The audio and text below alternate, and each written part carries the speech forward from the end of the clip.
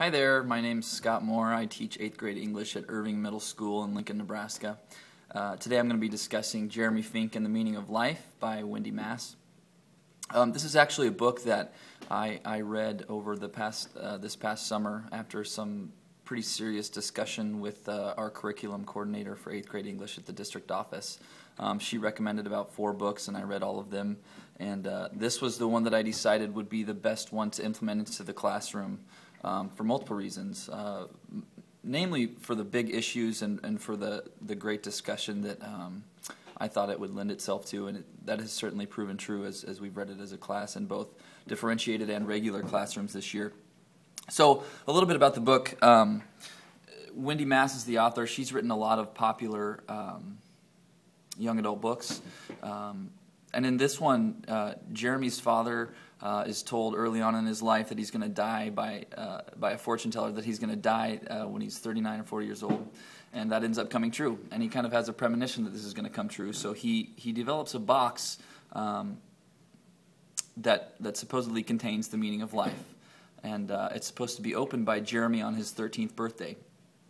And so Jeremy's father ends up passing away when he's 39, and Jeremy at the time is 6 years old.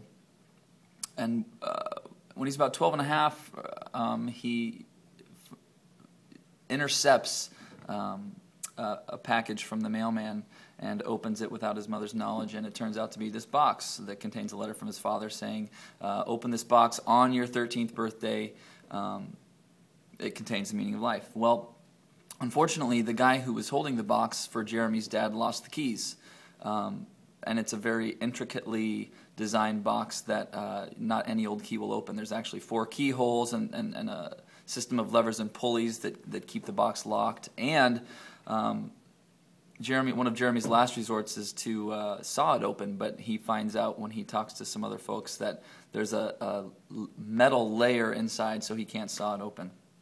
The only way he is told that he'll get inside is by having the 4 keys to open the box. Well, so he gets himself into a sticky situation with his best friend Lizzie, and they get into a little bit of trouble while they're looking for keys. They get caught in the law office of the gentleman who is holding the box, and they're looking for the keys in his office, and they're caught. So they get caught for breaking and entering, and there's a gentleman who says, well, I'll take these kids under my wing. They can do some community service for me. And so along the way, they end up meeting a whole lot of people who kind of change their meaning of life or their view of the meaning of life. As an example, they meet a man when they meet him, he's wearing a T-shirt that says, the one who dies with the most toys wins.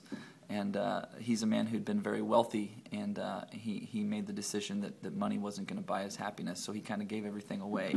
And obviously, for an 8th grader, this changes their worldview a little bit, and it's not necessarily how they have been raised, or it's not the way society says that you gain happiness. And so it's kind of a foreign idea to them, and it's lent itself to some great discussion in class with kids saying, well, I think the meaning of life may be this, family and friends and whatever. But I won't give away the ending, whether or not they get into the box, but it's a very well-written book with some really deep themes, and I think it's very age-appropriate for that 11 to 13 age group.